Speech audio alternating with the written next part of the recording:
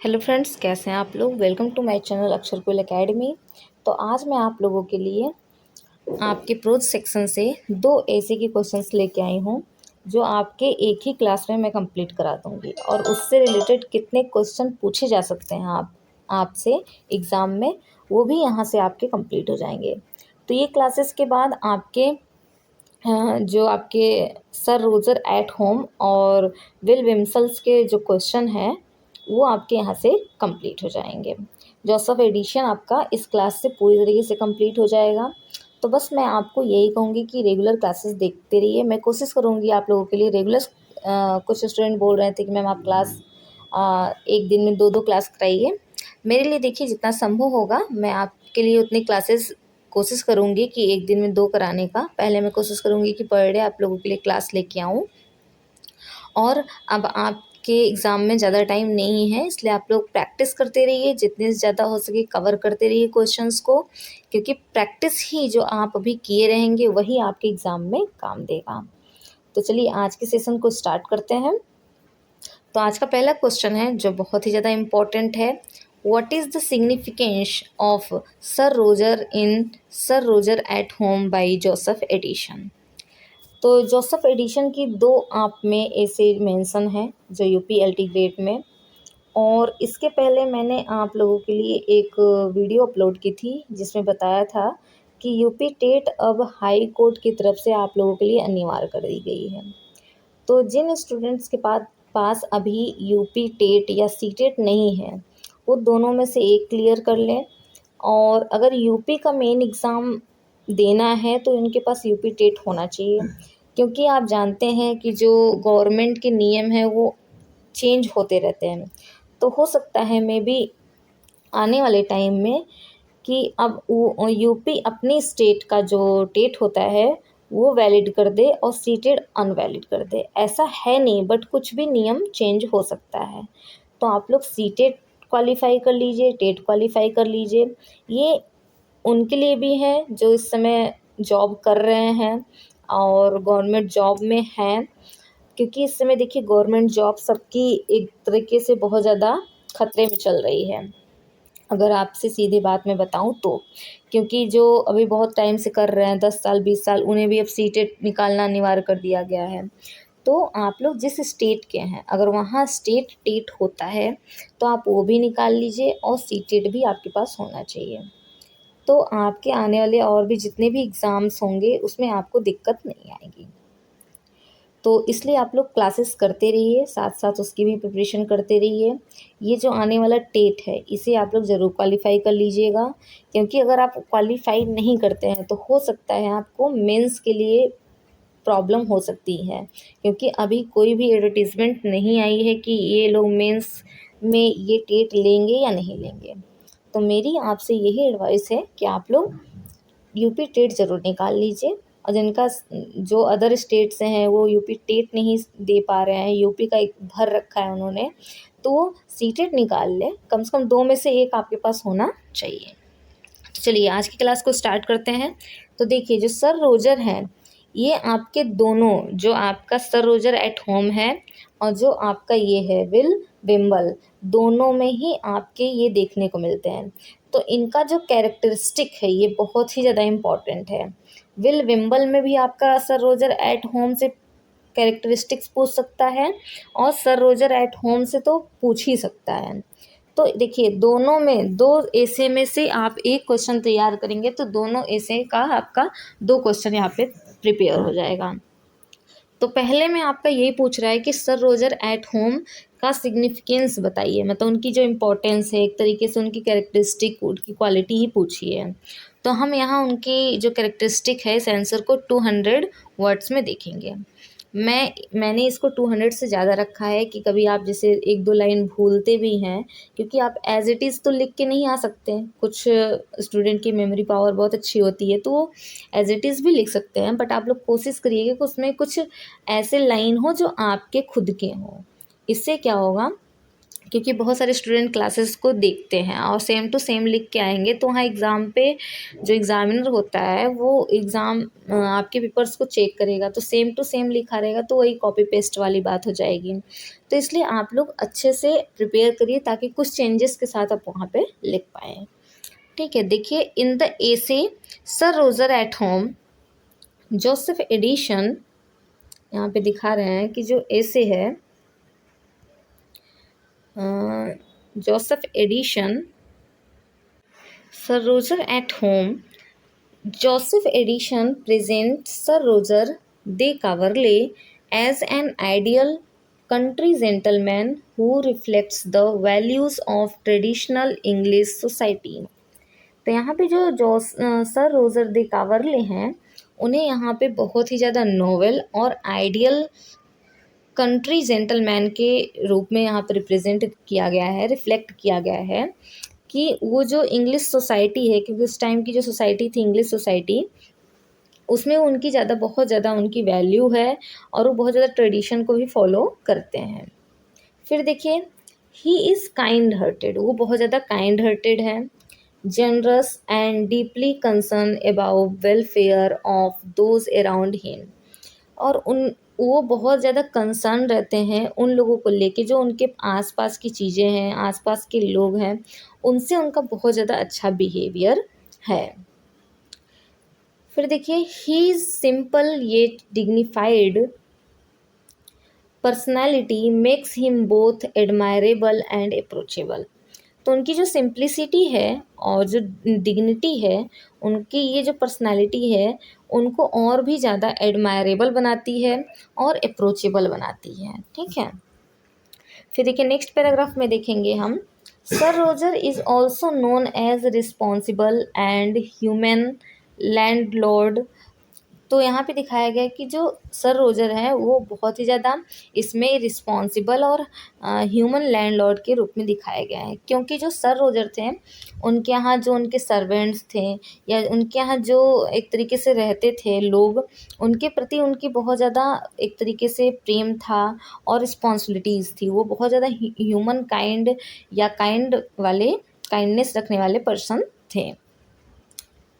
He maintained discipline in his household but treat his servants and tenant with fairness and compassion।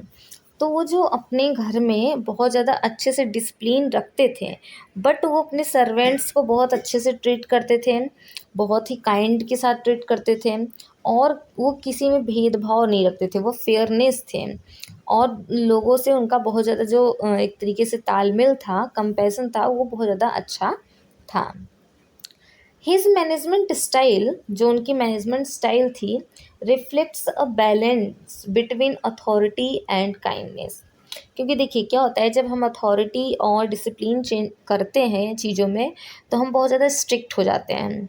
तो उनकी जो authority थी और जो वो डिसिप्लिन मेंटेन करते थे, स्ट्रिक्ट तो थी बट उसमें काइंडनेस भी थी, क्योंकि उनकी बात को लोग फॉलो करते थे। Showing that leadership does not require harness.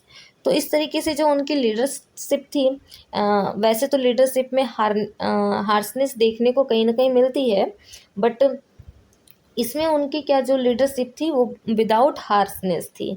लोगों उनकी बातों को फॉलो करते थे, मानते थे, जो उनके आसपास थे, और बहुत ज़्यादा रिस्पेक्ट करते थे।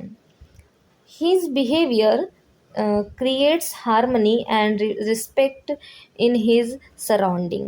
तो जो उनका बिहेवियर था वो क्या करता था, एक तरीके से बैलेंस भी रखता था, और उनके प्रति जो रिस्पेक्ट थी वो भी बना के आसपास उनके रखता था। उनके आसपास मतलब उनकी बातों को लोग फॉलो भी करते थे, ऐसा नहीं कि उनसे डरते थे इसलिए फॉलो करते थे, उनकी रिस्पेक्ट करते थे इसलिए फॉलो करते थे। फिर देखिए लास्ट पैराग्राफ में क्या दिखाया गया है, एट द सेम टाइम, उसी time, Sir Roger's attachment to old customs and traditions highlight his respect for social order. जो सर रोजर का अटैचमेंट था वो ओल्ड कस्टम से भी था, ट्रेडिशंस से भी था, वो अपने कल्चर को, ट्रेडिशन को बहुत ज़्यादा फॉलो करते थे। तो वही यहाँ पे जो सोशल ऑर्डर है उसके प्रति उनके रिस्पेक्ट को भी यहाँ पे रिफ्लेक्ट करता है। His sight eccentrics add humor and make his character more realistic and engaging। इस तरीके से जो क्या है कि उनका जो एक तरीके से साइड दिखाया गया है वो ह्यूमर भी क्रिएट करता है और उनके कैरेक्टर को और ज़्यादा एक तरीके से इंटरेस्टिंग और रियलिस्टिक बनाता है। इस तरीके से हम क्या देखेंगे, ओवरऑल यहाँ से आप पैराग्राफ चेंज करके लिख सकते हैं। Overall he represents moral integrity, responsibility and humanity. इस तरीके से ओवरऑल उनके अंदर क्या दिखाया गया है कि वो मोरल इंटीग्रिटी को रिप्रेजेंट कर रहे हैं, दिखा रहे हैं, और रिस्पॉन्सिबिलिटी को दिखा रहे हैं, और ह्यूमनिटी को अपने सर्वेंट के प्रति दिखा रहे हैं। Through Sir Roger Addison promotes the importance of kindness. Sir Roger के जरिए जो एडिशन है वो क्या दिखाना चाह रहे हैं, वो काइंडनेस, ड्यूटी और balance of leadership in society. मतलब एक जो लीडरशिप के अंदर बैलेंस होनी चाहिए, इन तीनों का वो बैलेंस दिखा रहे हैं। ठीक है, कि काइंडनेस की इम्पोर्टेंस क्या है, ड्यूटी की इम्पोर्टेंस क्या है, और जो लीडरशिप की सोसाइटी में बैलेंस है वो कैसे यहाँ पे दिखाई जा सकती है। यहाँ पे एडिशन ने सर रोजर डे कावर्ले के थ्रू यहाँ पे प्रेजेंट किया है। तो देखिए, सर रोजर एट होम का कैरेक्टर बहुत ज़्यादा इंपॉर्टेंट है। 125 वर्ड में भी पूछा जा सकता है और 200 में भी पूछा जा सकता है। अब यहाँ पे देखिए, जैसे कुछ स्टूडेंट पूछते हैं कि हेडिंग्स का यूज कर सकते हैं या नहीं कर सकते। मैंने पिछले वीडियोज़ में भी बताया है, और अगर अभी आप चैनल पे नए हैं तो पिछली वीडियोस जाके देख लीजिए, बहुत ही ज़्यादा आपके एग्ज़ाम में हेल्पफुल होने वाली है। बहुत सारे चीज़ें मैंने बहुत सारे क्वेश्चन वहाँ पे कंप्लीट करा दिए हैं अलग अलग सेक्शन से। और जिन्होंने अभी तक चैनल को ज्वाइन नहीं किया है, अगर उनको वीडियो यूजफुल लगती हो तो चैनल ज्वाइन कर ले, सब्सक्राइब कर लें, बेल आइकन पर ज़रूर क्लिक करें, जिससे उनको नोटिफिकेशन मिलती रहे नेक्स्ट वीडियोज़ की, नेक्स्ट क्लासेस की, और ज़्यादा से ज़्यादा शेयर करें। तो इस तरीके से देखिए क्या है कि जो एडिशन है वो सर रोजर एट होम में इनके कैरेक्टर को रिप्रेजेंट कर रहे हैं। यही सेम आपका विल विम्बल में भी है, सर रोजर डे कावर्ले। तो दोनों में से कहीं से भी आपका क्वेश्चन पूछा जा सकता है इनके कैरेक्टर के ऊपर। फिर हम नेक्स्ट क्वेश्चन देखेंगे विल विम्बल से, कि इसमें और किस तरीके से क्वेश्चन पूछी जा सकती है। और आप देखेंगे कि जो सर रोजर एट होम है इसमें 2-3 कैरेक्टर ही बहुत ज़्यादा इंपॉर्टेंट है, और वैसे बहुत ज़्यादा कोई इम्पोर्टेंट नहीं है। हाँ, तो मैं आप लोगों को बता रही थी, मेरे माइंड से स्किप हो गया था, कि कुछ स्टूडेंट पूछते हैं कि हेडिंग दे सकते हैं या नहीं। तो जो इस तरीके के कैरेक्टर बेस्ड क्वेश्चन होंगे उसमें आप 1-2 हेडिंग दे सकते हैं, या 3-4 हेडिंग्स भी दे के लिख सकते हैं। फॉर्मेट जो आपका एक बैलेंस होता है, फॉर्मेट वो तो आपका ये होता है। बट जैसे आप हेडिंग्स देना चाहते हैं तो आप 200 वर्ड्स में तो आप ऐसे हेडिंग दे सकते हैं, जैसे कि मान लीजिए आपने ये लिखा सर रोजर एट होम, तो फिर आप क्या कर सकते हैं कि यहाँ पे जैसे 1 2 3 4 इस तरीके से हेडिंग, या फिर इधर भी करके जैसे यहाँ दे सकते हैं कि ह्यूमैनिटी, फिर यहाँ दे सकते हैं काइंडनेस। ठीक है, यहाँ दे सकते हैं कि आप जैसे एज अ नोवल पर्सन, फिर यहाँ हेडिंग देके, बट फिर उसके बाद आपको इनका डिटेल इस तरीके, मतलब इसमें आपको इसके बारे में भी दिखाना पड़ेगा। तो उसके लिए आपको वर्ड पावर बहुत ज़्यादा होनी चाहिए, क्योंकि आप सेम चीज़ें तो रिपीट नहीं कर सकते, सारे में सेम लाइन तो ऐड नहीं कर सकते। तो जिनका वर्ड पावर बहुत अच्छा है वो इस तरीके से लिख सकते हैं, जिनका थोड़ा नॉर्मल है वो इस तरीके से ही लिखेंगे। ये सबसे ज़्यादा बेस्ट फॉर्मेट होता है। ठीक है, अब देखिए सेकंड क्वेश्चन देखेंगे, how does Will Wimble represent the theme of idleness and social charm in the essays of Joseph Addison. अब यहाँ दिखाया है कि कैसे विल विम्बल ने यहाँ पे दिखाया है इस आइडलनेस के थीम को और सोशल चार्म के थीम को जोसेफ एडिशन के एसे में। तो हम देखिए अपनी आंसर को स्टार्ट करेंगे। विल विम्बल हमारा की पॉइंट, तो हम उसी की पॉइंट से अपना स्टार्ट कर सकते हैं। ठीक है, is a significant character in Edition's essay who represent a section of gentry that lives without clear purpose or ambition। अब विल विम्बल ने इसमें दिखाया है, ये एक सिग्निफिकेंट कैरेक्टर हैं आपके एडिशंस के ऐसे के। ये दिखाते हैं कि किस तरीके से एक सेक्शन ऐसा भी है जेंट्री का जो विदाउट क्लियर पर्पस और एम्बिशन के जी रहा है, लाइफ अपनी बिता रहा है। कैसे? तो although he belongs to a respectable family, हालांकि जो विल विम्बल है वो एक रिस्पेक्टेबल फैमिली से बिलोंग करता है। He does not follow any profession and spend his time visiting friends and engaging in light, leisurely activities। अब यहाँ पे दिखाया गया है कि जो विल विम्बल है बहुत अच्छी फैमिली से बिलोंग करते हैं और बहुत उनका कोई अपना प्रोफेशन नहीं है। वो अपना टाइम विजिटिंग फ्रेंड के साथ घूमने में और मतलब एक तरीके से इंगेजिंग, वो लाइट वगैरह में बहुत ज़्यादा इंटरेस्ट रहते हैं। वो इस तरीके की एक्टिविटीज़ में वो अपने टाइम स्पेंड करते हैं। फिर देखिए डिस्पाइट हिज आइडलनेस, वो बहुत अच्छा है, जो विल विम्बल है बहुत अच्छा है, आइडलनेस है उसके अंदर। Will Wimble is portrait as cheerful, friendly and sociable. यहाँ पे जो मतलब आइडलनेस मतलब उस वो कुछ काम नहीं कर रहा है एक तरीके से, जो आपका विल विम्बल है, बट उसको यहाँ पे दिखाया गया है कि वो बहुत ही अच्छा, चीरफुल, फ्रेंडली और सोशेबल है। ही possesses small practical skills such as making fishing rods, knitting and crafting simple items। उसके अंदर कुछ स्किल्स है, जैसे फिशिंग रॉड्स की स्किल है, नाइटिंग की है और क्राफ्टिंग की स्किल्स है। Which he often gifts to other, जो वो दूसरों को गिफ्ट करता है। These qualities make him popular and welcome in different household, reflecting his social charm and good nature। इसकी जो ये क्वालिटीज़ है ये बहुत ही ज़्यादा पॉपुलर है और दूसरे तरीके से क्या करती हैं, ये रिप्रेजेंट करती हैं, रिफ्लेक्ट करती हैं इसके सोशल चार्म को और गुड नेचर को। डिफरेंट हाउस होल्ड मतलब दूसरे के मतलब वो एक तरीके से अपनी चीज़ों को दूसरों के सामने प्रेजेंट करते हैं, दूसरे के घर में जाके अपनी जो चीज़ों को हैं उसको दिखाते हैं कि उनके अंदर क्या क्वालिटीज़ हैं।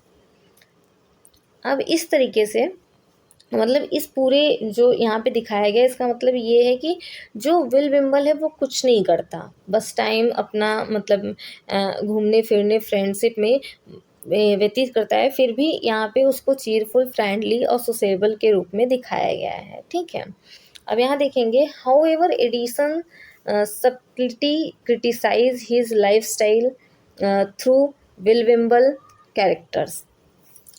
अब यहाँ पे दिखाया गया है जो एडिशन दिखाते हैं, क्रिटिसाइज करते हैं विल विम्बल के कैरेक्टर के थ्रू लाइफस्टाइल को। कैसे? His lack of ambition and dependence on others so a waste of time and talent. इसमें क्या होता है, इसमें एक दो लाइन और ऐड आप चाहें तो कर सकते हैं। जैसे जो विल विम्बल होता है वो अपने घर के प्रति और उसका जो बड़ा भाई होता है उसके लिए ही वो काम करता है। वो उसका खुद का अपना कुछ एम्बिशन नहीं है, खुद के अपनी कुछ वो नहीं है कि मुझे लाइफ में क्या करना है। तो इस तरीके से वो अपना टाइम और अपना टैलेंट वेस्ट कर रहा है, क्योंकि उसे क्या रहता है, हंटिंग का मतलब जैसे मछलियाँ पकड़ने का शौक़ रहता है, रॉड बनाता है उससे मछलियाँ पकड़ता है, ये वो अपने व्यवसाय में भी यूज़ कर सकता है, बट उसका कोई एम्बिशन नहीं है। उसी पे एडिशन ने क्या किया है, क्रिटिसाइज किया है इस तरीके के लाइफस्टाइल को। और वही यहाँ पे देखिए दिखाया गया है कि आइडलनेस एंड सोशल चार्म को यहाँ पे किस तरीके से थीम में यहाँ पे बैलेंस किया है, क्योंकि सोशल चार्म तो उसका दिखाया गया है बट वो क्या है, आइडलनेस भी है, मतलब वो कुछ नहीं करता। इस तरीके से यहाँ पे दिखाया गया है कि इस थीम को कैसे रिप्रेजेंट करना है।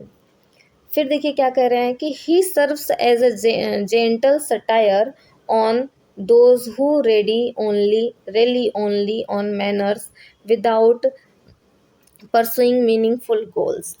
फिर वो क्या करते हैं, सर्व्स एज जेंटल सटायर, एक तरीके से जेंटल सटायर करते हैं कि यहाँ पे सब कुछ अच्छा है बट सिर्फ मैनर बिना किसी गोल के लाइफ को सरवाइव करना, उसी पे क्या करते हैं कि सटायर करते हैं। मैनर है, सब कुछ अच्छा है, बट आपके लाइफ में कोई एम नहीं है, गोल नहीं है। जैसे आप लोग प्रिपरेशन कर रहे हैं, आप बहुत अच्छे हैं, बहुत जेंटल हैं, बट अगर आपका गोल नहीं हो तो आपको भी लोग इसी तरीके से देखेंगे कि इसका कोई एम्बिशन नहीं है, पर्पस नहीं है, तो वो जो सोसाइटी में आपका जो इम्पोर्टेंस रहेगा वो उस तरीके का नहीं रहेगा।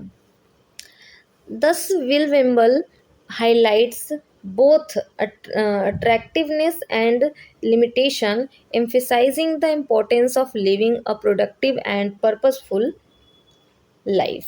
यहाँ पे जो एडिशन है दोनों को दिखा रहे हैं, अट्रैक्टिवनेस एंड लिमिटेशन को भी, जो कि क्या है, और वो जो एम्फिसाइज भी कर रहे हैं, किस पे एम्फिसाइज कर रहे हैं, प्रोडक्टिव और पर्पसफुल लाइफ पे भी, कि आप अच्छे रहिए, जेंटल रहिए, सब कुछ रहिए, बट एक लाइफ गोल के साथ व्यतीत करिए। उसको पाने की आपके अंदर एम्बिशन होनी चाहिए, तभी आप प्रोग्रेस कर पाएंगे, आगे बढ़ पाएंगे। तो इस तरीके से देखिए, दोनों क्वेश्चन मैंने आपको करा दिया है। इसमें आप विल विम्बल को, ये जो आपका आंसर है, 1-2 लाइन मॉडिफाई करके विल विम्बल का कैरेक्टर भी आप यही चीज़ दिखा के लिख सकते हैं। तो यहाँ से देखिए 3 से 4 क्वेश्चन आपके प्रिपेयर हो जाते हैं, ठीक है। फिर देखिए कुछ क्वेश्चन मैं आप लोगों के लिए लेके आई हूँ प्रैक्टिस के लिए, जो आप लोग प्रैक्टिस करेंगे। अगर आपको क्लासेस की PDF चाहिए तो टेलीग्राम चैनल को ज्वाइन करें, जो आपको डिस्क्रिप्शन बॉक्स में मिल जाएगी लिंक उसकी।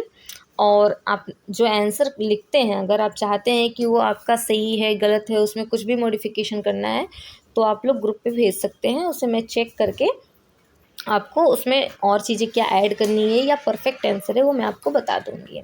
तो देखिए पहला क्वेश्चन है, describe the character of Sir Roger de Coverley in detail. तो पहला आपका यही हो गया, ये आप अपने अब उसमें लिखेंगे अपने ही वर्ड में। फिर सेकेंड है, how does Addison present leadership qualities through Sir Roger. अब यहाँ मेन फोकस लीडरशिप क्वालिटीज़ को दे के सर रोजर के जरिए आपको दिखाना है। फिर what type of life does Wimble lead, explain. अब यहाँ जो विल विम्बल हैं किस तरीके की लाइफ को जी रहे हैं उसको आपको यहाँ प्रेजेंट करना है। Why is Wimble considered as a symbol of idleness, के रूप में क्यों प्रेजेंट किया गया है, क्यों किया गया है, वो आपको दिखाना है। फिर सेकेंड है, what moral lesson are conveyed in Addison's essay. Addison's essay का जो मोरल लेसन है वो क्या है, यहाँ पे दिखाना है। तो ये क्वेश्चन आप करेंगे तो दोनों के लिए एक ही क्वेश्चन का आंसर बन जाएगा। फिर एक क्वेश्चन आप अपने से करेंगे, जो पहला मैंने आपको करा रखा है। फिर ये 3 क्वेश्चन आप अपने से राइट करेंगे। यहाँ से जितने भी क्वेश्चन आपके बन सकते हैं सर रोजर एट होम और विल विम्बल से, वो आपके यहाँ पे कंप्लीट होते हैं। एक क्लास में आपका 2 ऐसे कंप्लीट, ठीक है, कंप्लीट होता है। इसे आप लोग अच्छे से कर लीजिएगा। और फिर अगर आपको इसके बाद जैसे कोई और क्लासेस पहले चाहिए तो आप लोग ज़रूर कमेंट बॉक्स में कमेंट किया करिए, और जो भी आपकी क्वायरीज़ हों वो आप पूछ सकते हैं कमेंट बॉक्स में। या फिर इसके बाद जैसे प्रोज़ के ही सेक्शन चला मैं लेके आऊँ या पोएट्री के भी स्टार्ट करूँ बीच में, वो भी आप कमेंट बॉक्स में कमेंट कर सकते हैं। और ज़्यादा से ज़्यादा शेयर करें, लाइक करें, सब्सक्राइब करें। मिलते हैं नेक्स्ट वीडियो में। Thank you.